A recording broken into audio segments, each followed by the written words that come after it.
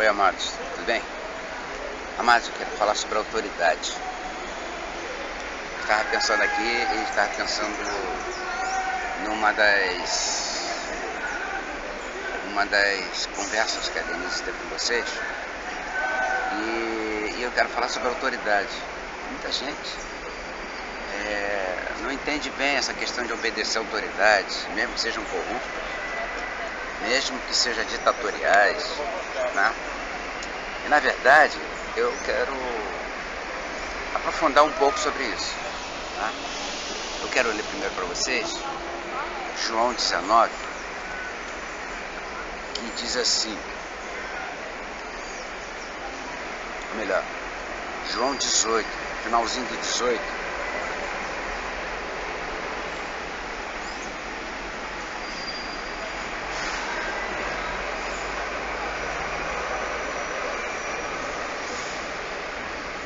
Quarta turma.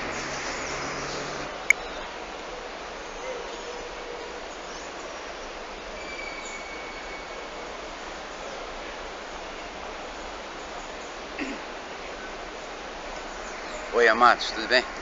Eu quero falar com vocês nesse dia sobre uma coisa, de certo modo, para muita gente, delicada. Para mim, como tudo na palavra, de uma simplicidade avassaladora. Por isso que muitas vezes a gente não entende ou complica, ou tem uma tendência a complicar as coisas. Eu quero ler para vocês João 19, uma parte em que Pilatos está diante de Jesus. Jesus está amarrado, já com um manto vermelho para debocharem dele, chamarem ele de rei, que rei é esse, etc. Então, aqui no 19,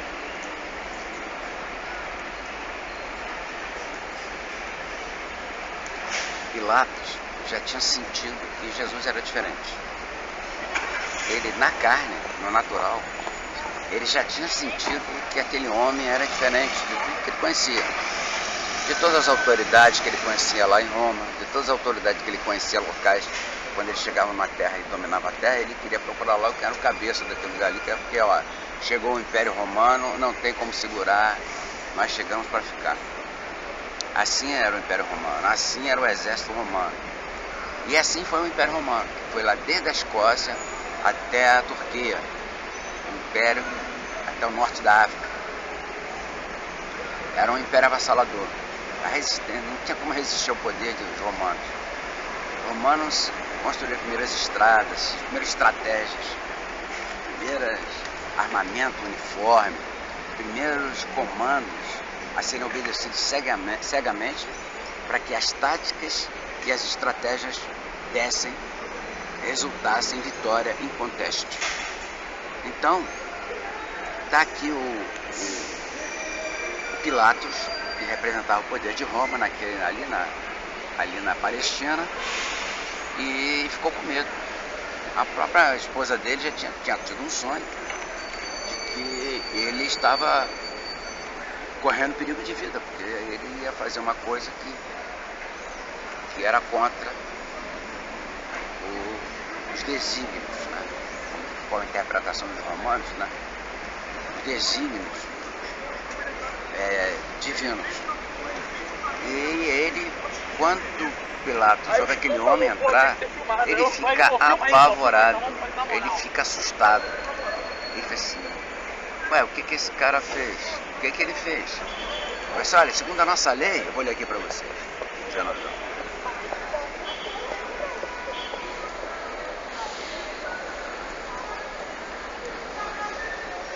Tornou Pilatos a entrar no pretório, chamou Jesus e perguntou, és tu o rei dos judeus? Como eles estão afirmando aí? Respondeu Jesus, vem de ti mesmo essa pergunta ou os judeus te levaram a perguntar? Aqui, Jesus já mostra para ele que ele não está perguntando da boca dele, nem do raciocínio dele. Ele já mostra como ele era um homem limitado, não era tão poderoso assim. Replicou Pilatos, porventura eu sou judeu? A tua própria gente, os principais sacerdotes, é que te entregaram a mim. O que tu fez? Respondeu Jesus, o meu reino não é deste mundo. Se o meu reino for deste mundo, se ele fosse, os meus ministros se empenhariam por mim, para que não fosse eu entregue aos judeus, mas agora o meu reino não é daqui. Então Pilatos falou: logo tu és rei? Jesus respondeu com sabedoria: tu o dizes. Eu para isso nasci e para isso vim ao mundo, a fim de dar testemunho da verdade. Todo aquele que é da verdade ouve a minha voz. Mas o romano, assim como o grego, eram chegados a pensamentos, né? Muitas vezes rebuscar pensamentos que não levam a nada. Uma filosofia, né? Filosofar, mas agir no bem social, no bem-estar social, geralmente a filosofia não chega a esse nível, né? Leva a uns questionamentos mentais que geralmente correm atrás do próprio rabo. É isso que eu penso da filosofia. Aliás, Karl Marx pensava isso também da filosofia. Aí ele diz assim, ó, que é a verdade? Mas aí no capítulo 19, vamos mais à frente, vocês vão ver o seguinte, olha só.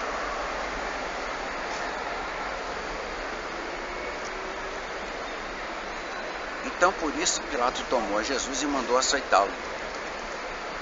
Os soldados, tendo torcido uma coroa de espinho, puseram-lhe na cabeça e vestiram-no como um manto de púrpura. Chegavam-se a ele e diziam, salve rei dos judeus, e davam bofetada no Senhor. Outra vez saiu Pilatos e lhes disse, eis que eu vos apresento, para que saibais que eu não acho nele nenhum crime. Ele não era nenhum touro. Ele disse, olha, não estou vendo nenhum crime neste homem. Ah?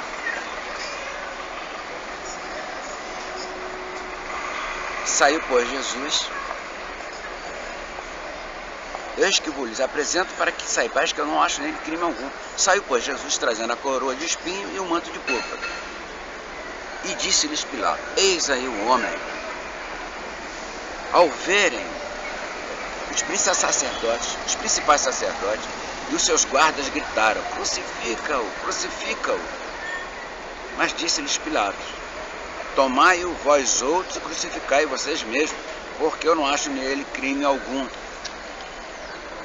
Responderam os judeus, temos uma lei, e em conformidade com ela, ele deve morrer, porque ele a si mesmo se diz filho de Deus.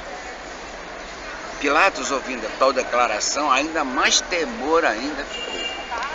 Ele ficou atemorizado com essa declaração. E tornando a entrar no pretório, perguntou a Jesus, de onde é que tu és? Mas Jesus não lhe deu resposta alguma. Então Pilatos o advertiu, não me respondes? Não sabes que tem autoridade para te soltar e a autoridade para te crucificar? Respondeu Jesus, nenhuma autoridade terias sobre mim se de cima não te fosse dada. Por isso, quem me entregou a ti, maior pecado tem. Jesus está mostrando que há autoridade. Há autoridade espiritual, há autoridade material, secular, física, né? Ele diz isso. Entretanto, se fizeres o mal,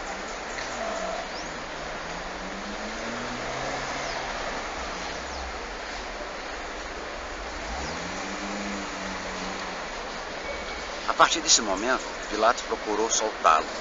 Mas os judeus clamavam, se soltares a este, não és amigo de César. Poxa, César era a autoridade máxima em Roma.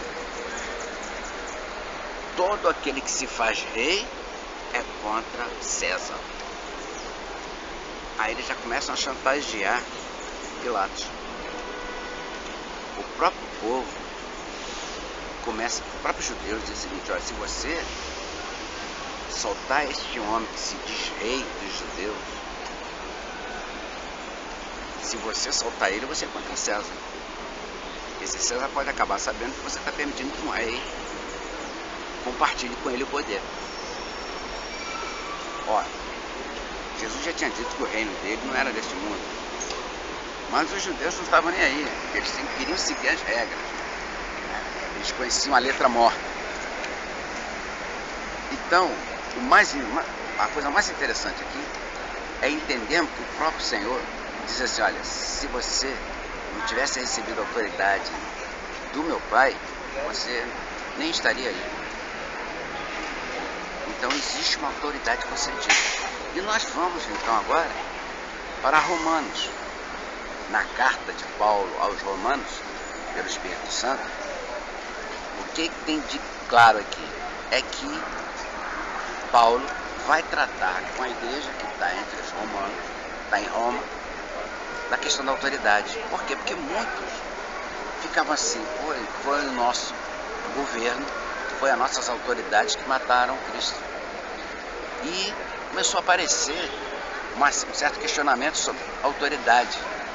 E a autoridade de Roma era inconteste. Isso lá dentro, esse questionamento estava entre eles. Então, Paulo, com a maior clareza, ele vai tratar disso aqui. No capítulo 13 de Romanos, na carta aos Romanos, no livro de Romanos, que diz assim, ó, todo homem esteja sujeito às autoridades superiores, porque não há autoridade que não proceda de Deus. E as autoridades que existem foram por ele instituídas.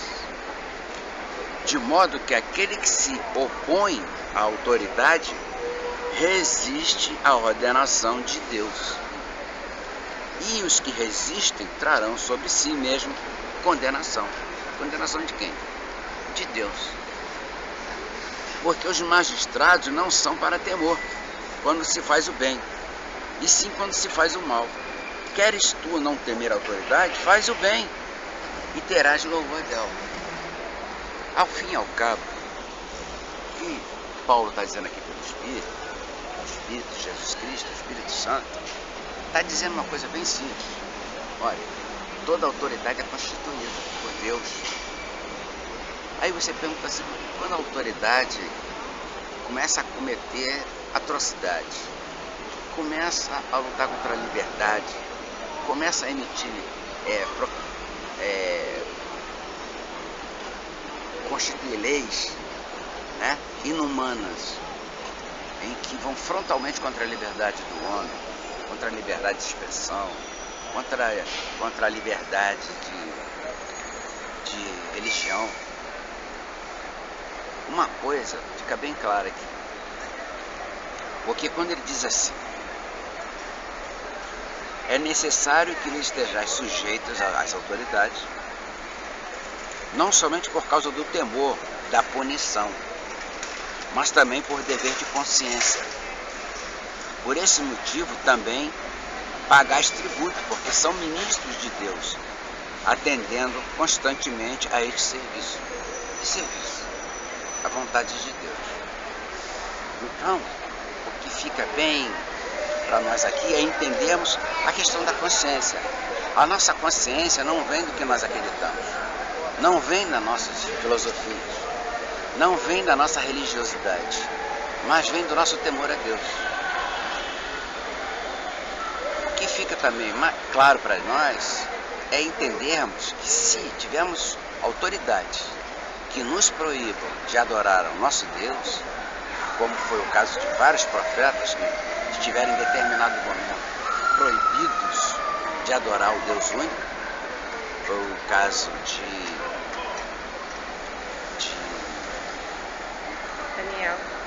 Daniel, ele ali tinha que adorar uma estátua, né, uma estátua gigante de Nabucodonosor. E ele não aceitou aquilo, não. Isso aí é lei, o Estado, Nabucodonosor é o rei, ele que manda, é a autoridade constituída, mas isto daí eu não vou fazer. Essa consciência que Paulo está falando aqui, ele está dizendo o seguinte, olha, nós temos alguém que nos dirige. Então, se em determinado momento nós somos, a nossa consciência não nos aflige naquilo que nós estamos fazendo com relação às autoridades, até mesmo de contestá-las, e estamos muito à vontade nos nossos dias, porque não vivemos uma monarquia absoluta. Senão, teríamos que fazer como era no tempo dos reis, que tinha a monarquia absoluta. Ninguém podia questionar o rei, e mais, não tinha nenhum governo moderador. Não tinha nenhum poder moderador ao governo. Num segundo momento, começaram a aparecer monarquias onde havia poder moderador. O próprio Pedro II, ele tinha o poder moderador, né? Que era o parlamento, como tem na Inglaterra hoje. Se bem que na Inglaterra o rei, a rainha, já perderam totalmente o poder que tinham. Quem manda hoje é o primeiro-ministro. Mas essa relativização do poder monárquico acabou quando deixou de existir a monarquia absoluta, em que o rei podia, desse o que desse na cabeça dele, todos seriam obrigados a cumprir. Aí você me pergunta, mas aqueles que então se submeteram àqueles reis da monarquia, o que aconteceu? Eles estavam frontalmente contra Deus? Amados, é a mesma pergunta que você faz quando alguém que você considera totalmente iníquo, mas com poder, corrupto, mas no poder. Existem mecanismos dessa mesma democracia, como já existia na monarquias que tinham poder moderador, monarquias parlamentaristas, em que o poder absoluto era questionado. Hoje nós temos vários representantes do povo chamados, né? Você elege um homem com determinados projetos ou determinados pensamentos, e você acha que aquilo ali é justo, você vai e vota nele. Se ele trair você, ele acha que não te deve satisfação alguma, quando deveria, se nós fôssemos organizados o bastante para sabermos aquilo que é certo, o que é errado, que podemos recorrer, fazer abaixo-assinado.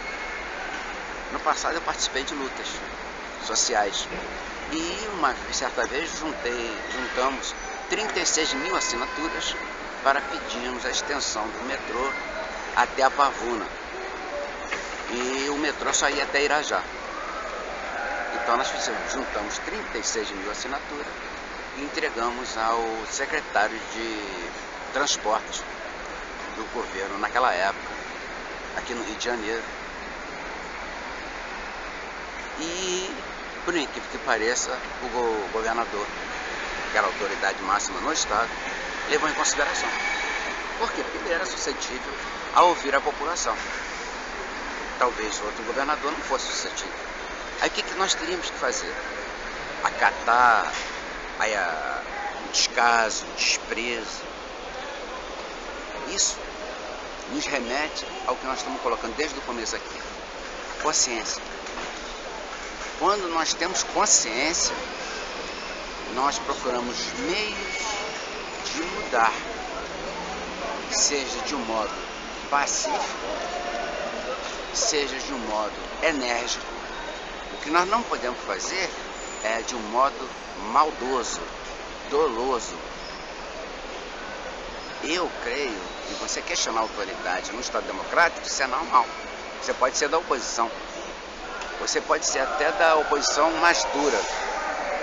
O que você não pode deixar é ser temente a Deus e reconhecer que o poder constituído vem dele. E se ele, nos dias de hoje, permitiu que nós tivéssemos o direito ao exercício dessa consciência que está aqui dita em Paulo, nós temos uma consciência e agimos de acordo com ela. No que foi tratado aqui nesse blog pela Denise sobre a questão do direito cidadão, ela fala muito a respeito dos corruptos. É uma coisa muito simples, é que nós podemos pelo voto mudar isso. Nós podemos por petição pública, nós podemos por abaixo assinado, né? Por protestos pacíficos. Nós temos várias maneiras de questionar o poder. O que nós não podemos deixar de entender é que aquela autoridade está ali constituída com permissão de Deus.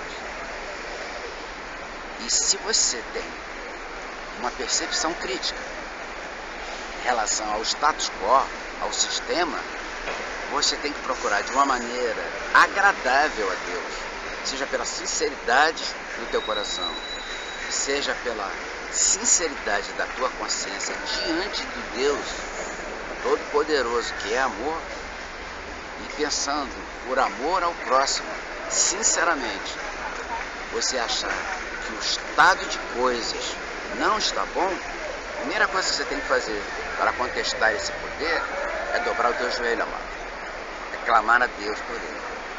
Por outro lado, você é um cidadão, você pertence a um sistema formalmente considerado democrático. Você pode, já que você pode escolher autoridades para serem revestidos até a figura máxima do poder institucional, que é o presidente da República, já que vivemos uma república, você tem o direito de, na outra eleição, escolher um presidente, não pela aparência, mas pelo projeto. Se você tem uma percepção de que aquele projeto é a continuidade de um projeto que você considera lícito, apesar de não concordar com muitas das coisas que é praticada, você pode votar naquela mesma sequência de pensadores e de organizadores da sociedade, ou pode mudar o rumo da corrente que você havia escolhido e que você percebeu que estava errado. Você tinha se enganado. Ou você concorda que a linha continue naquele sentido mais amplo, no sentido de amor mesmo, de contemplar o maior número de cidadãos em ganhos sociais, ou você achar que não, deve se privilegiar um outro setor, o setor industrial, o setor que tem um representante do setor de turismo, de serviços, do setor de agricultura. Mas tudo, amados, remete ao estado de consciência. Eu posso lhe garantir, amor, se você orar com a intimidade que você deve ter com Deus, Ele vai te dar uma direção. Mesmo que você ache que você esteja escolhendo entre o menos pior e o muito ruim. Então, amados, que fica bem claro nessa bondade de Deus, nesse amor que Ele tem conosco, primeiro devemos consultar a Ele, que é o nosso Pai. Mas mais ainda, sabendo que com Ele nos deu a liberdade. Se Ele nos deu a liberdade de nós termos proximidade com Ele, intimidade com Ele, imagine você, se você vai consultar, se você não vai consultar a Ele mesmo sobre que rumos devem tomar as suas escolhas. Porque é lógico que nós queremos ser governados por homens idôneos, homens tementes a Deus, que amam a Deus de verdade. Não crentes, formalmente crentes, que você vê, quando vê que muitas vezes vão para o parlamento, vão para o Congresso, e são motivo de vergonha.